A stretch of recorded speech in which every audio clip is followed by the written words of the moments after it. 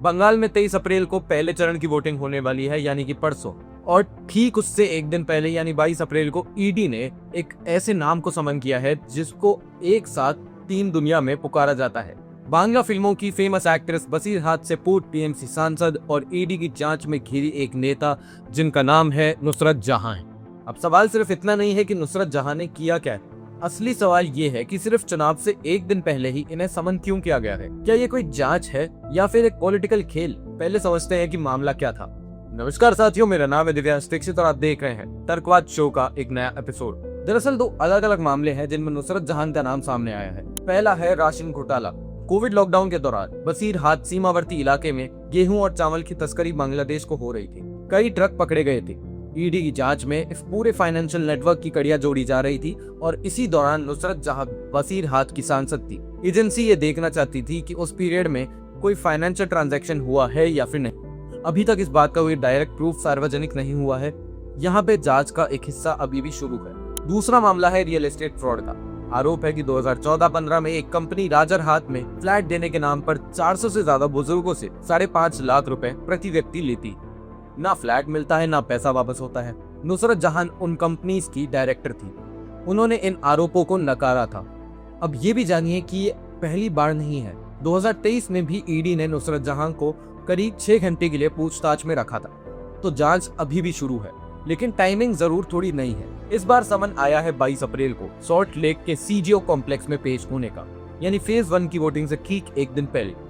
और खबर ये है कि नुसरत इन दिनों विदेश में है। सोशल मीडिया पर उनकी ट्रैवल फोटोज वायरल हो रही हैं। उन्होंने अभी तक समन का कोई जवाब नहीं दिया।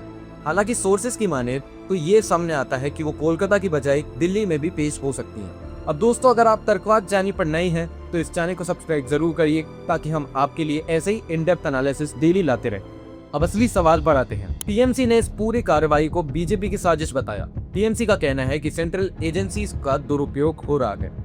चुनाव से पहले ही विपक्षी नेताओं को डराया जा रहा है, जैसा हमेशा होता है। टीएमसी वकील और एमपी कल्याण बनर्जी ने तो कोलकाता हाई कोर्ट में पिटीशन भी दाखिल करा है, जिसमें कहा गया है कि 800 से ज्यादा पार्टी वर्कर्स को चुनाव से पहले गिरफ्तार किया जा सकता है। और सिर्फ नुसरत ही नहीं, ईडी ने पिछले कुछ दिनों में बंगाल में काफी ज्यादा एक्टिव रहने की कोशिश करी। कोल स्कैम में कलकत्ता के डीसीपी शांतनु सिन्हा के ठिकानों पर छापे पड़े। राशन स्कैम में बंगाल के 12 अलग अलग ठिकानों पर रेड्स हुई है। पूर्व फूड मिनिस्टर ज्योति प्रिया मलिक, जो राशन स्कैम में गिरफ्तार हो चुके थे, वो इस समय जमानत पर बाहर है और इस बार विधानसभा से चुनाव लड़ रहे हैं। यानी पिक्चर काफी बड़ी है। अब दोस्तों, यहाँ पे 2 नजरिए हैं और दोनों को ही ऑनेस्टली देखना जरूरी। एक नजरिया है कि क्या ईडी जो कर रही है वो लेजिटिमेट जांच का एक हिस्सा है या नहीं। राशन घोटाला असली है, इसमें पहले भी गिरफ्तारियां हो चुकी हैं। रियल एस्टेट फ्रॉड भी लगभग रियल ही है। 400 बुजुर्गों के पैसे डूबे थे और कई रिपोर्ट्स दाखिल हुई। दूसरा नजरिया है टाइमिंग के सवाल उठना। ये जांच सालों पुरानी है। 2023 में पूछताछ हुई थी, फिर अचानक 22 अप्रैल को ही क्यों? हमारे देश में ये पैटर्न बार बार देखा गया, चाहे वो उत्तर प्रदेश हो, महाराष्ट्र हो, दिल्ली हो या बंगाल। चुनाव के वक्त ईडी, सीबीआई और आईटी सेल काफी ज्यादा एक्टिव रहता है। ये सिर्फ टीएमसी का एक आरोप नहीं है, ये सुप्रीम कोर्ट भी कई बार ऑब्जर्व कर चुका है। तो सच क्या है? सच ये है कि दोनों बातें एक साथ सही हो सकती।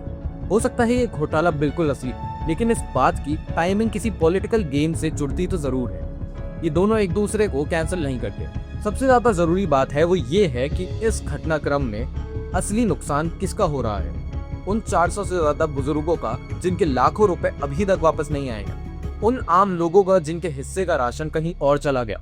जब तक जांच की प्रक्रिया पॉलिटिकल टाइमिंग का शिकार बनी रहेगी, तब तक असल न्याय में देरी होती रहेगी, चाहे सरकार किसी की भी हो, टीएमसी की या भाजपा की, उससे कोई फर्क नहीं पड़ता। बंगाल में 23 और 29 अप्रैल को वोट पड़ने वाले हैं। नतीजे 4 मई को आएंगे। इस बीच जो कुछ भी होगा हमारी उस पर नजर बनी रहेगी। ये था आज का तर्कवाद का एपिसोड। अगर आपको ये वीडियो पसंद आई हो तो चैनल को सब्सक्राइब जरूर करिए। इस वीडियो को ज्यादा से ज्यादा लोगों तक शेयर करिएगा। मेरा नाम है दिव्यांश दीक्षित और आप सभी से विदा लेता हूँ। नमस्कार, जय हिंद, जय भारत।